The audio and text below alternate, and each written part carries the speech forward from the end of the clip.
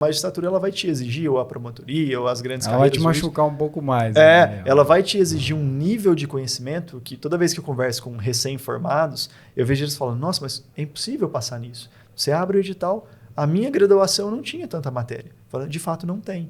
O edital desses concursos tem mais conteúdo do que uma graduação inteira. Então, se você bater o olho naquilo e achar que você tinha que saber aquilo, você vai desanimar. Porque você não tinha que saber mesmo. Você vai ter que aprender em algum tempo, tentar métodos de fixar esse conteúdo, de conseguir aprender. O que você normalmente dá de dica pra galera em relação a método? Como que você estudava assim? Eu testei muita coisa. Como eu não tinha acesso aquela época era muito difícil, né? Pensa, eu comecei a fazer concurso em 2005, fui até 2014. A revolução tecnológica que a gente vive hoje era o LFG com o telepresencial, as franquias, que já foi uma grande revolução, né? Porque a minha geração teve isso. A geração anterior, o pessoal que entrou um pouquinho antes, tinha que ir para São Paulo fazer cursinho se quisesse. Paga presencial. Tinha que pagar uma fortuna para ir para São Paulo. Eu, pelo menos, consegui fazer. Eu não era muito de cursinho, até porque não tinha dinheiro. Porque mesmo tendo telepresencial, era um intensivão ali do LFG, eu lembro que era coisa de 5 mil. Assim, era caríssimo. Era caríssimo. Eu falei, impossível. E a bizarrice, que você sai de casa para assistir uma aula online. É tipo isso. Mas não existia essa banda larga que existe hoje. Né? Assim. Eu fiz, para não dizer que eu não fiz nada, eu fiz algumas coisas em específico, especialmente de segunda fase e prova oral. Mas na primeira fase, eu não me vi em condições de investir aquilo. Eu preferi investir em livro mesmo. Quando eu comecei a ter dinheiro, eu ia investir em livro. Entendi. Só que pelo menos dá um caminho, né? Ajuda a ter um direcionamento. Sim. Aí o que eu costumava fazer assim, em termos de método? Primeiro isso. Tentar aprender com o erro dos outros. Então eu ficava de olho ali no pessoal que estava passando, depoimentos. Nossa, eu adorava ler isso. Naquela época do PCI Concursos, Correio Web Concursos. Fórum Concurseiros. Eu estava sempre lá. Então o pessoal passava no concurso, todo mundo, e aí, como é que foi a sua trajetória? O cara falava a trajetória. Eu ia lá olhar. O que ele errou, o que ele acha que ele acertou, quais os livros que ele gostava, quais que ele acha que foi perda de tempo. E eu ia tomando nota daquilo. Ia tentando, na tentativa e erro, adaptar para a minha vida. Porque às vezes o cara fala, não, eu estudei, sei lá, tal autor, Gilmar Mendes para Constitucional. Aí eu pegava o livro, não, o livro é bom mesmo, mas não é a minha cara isso aqui. Então você tem que entender se é o seu estilo. Porque tem livro que é o estilo de um, tem livro que não é o estilo. Então assim, você tem que entender isso. E aí, às vezes, eu comprava o livro, não gostava e deixava ele de lado. Às vezes, eu comprava e repassava para alguém. Eu ia tentando. Mas a hora que eu encaixava, eu falava, agora é esse.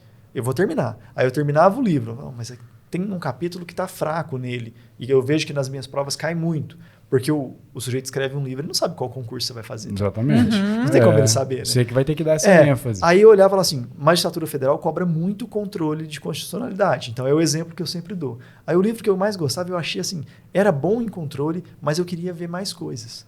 Aí eu peguei mais uns 2 autores e fui só no capítulo ali de controle. Para melhorar mais essa completo nessa porque parte. Isso é muito útil no concurso e no exercício do cargo, inclusive.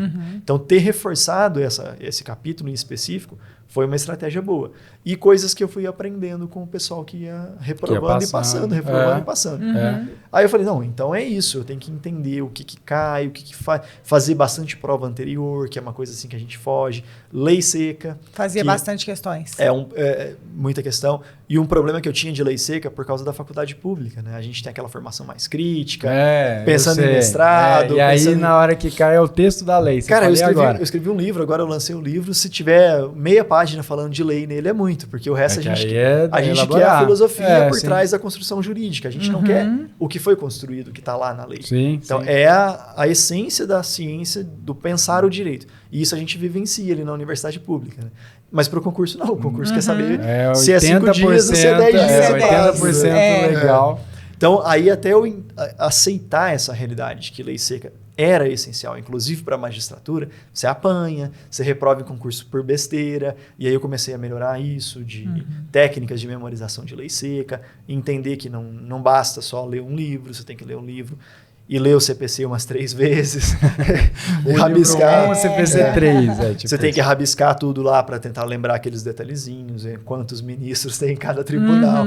Porque essas coisas caem em concurso dito grande, né? Os concursos da magistratura também cobram isso. Sim, a gente vê questões, o nível da questão, e aí é uma percepção minha, eu não estudei para carreira, mas às vezes eu pegava algumas questões que era de magistratura, de MP, defensoria, e você percebe que o nível não é tão fora da realidade, é a quantidade eu fazia uma prova dessa, eu falava assim, uai, mas eu tô muito boa, o que é isso? Eu tô quase gabaritando aqui uma prova de juízo. Aquela matéria que você acabou de estudar e for na prova de juízo, você vai achar que é até fácil. É até fácil, só que a questão é o volume, a quantidade de conteúdo que fica muito grande. Tem uma pequena diferença em geral entre federal e estadual, porque estadual, como contrata mais banca para organizar, né, VUNESP, da vida, essas coisas, acaba tendo um pouco mais de questão que tem a pegada do analista. Sim. Só que eles colocam jurisprudência para dar uma dificuldade. Sim. E nas provas da magistratura federal, eles gostam um pouco mais da teoria. Sim. Então, aí, às vezes, vai aparecer um pouco mais de doutrina, aparecer aquelas perguntas que você vai dar uma assustada, mas aí reflete no corte, né? O corte da estadual geralmente é mais alto, da federal geralmente é mais baixo. Eu já fiz concurso que eu fui para a segunda fase tirando o mínimo,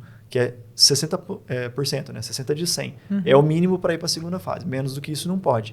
Já fui para uma segunda fase, TRF da segunda, com o mínimo, 60. E isso na magistratura estadual não tem acontecido. Não acontece, está mais 70. Né? Não, tem concurso do TJ de São Paulo aqui mesmo, que está beirando 90 já, às vezes. Está muito alto. Porque as questões são mais simples também, né? Sim, ela é mais direta, ela é mais texto de lei. Quando é jurisprudência é mais a súmula. E súmula, eu costumo brincar, né? Você não pode perder ponto em súmula, né? Porque tem pouca, né? Pensa pra você ver. Quase. 600 e pouco de cá, 800 de lá. E do STJ e STF. Sim. E se você pensar assim, 1.400, né? 1.400 não dá o CPC em artigos. Total, né? Então, é bem menor. Proporcionalmente é bem menor. E tem CPC, CPP, CP, Constituição Federal.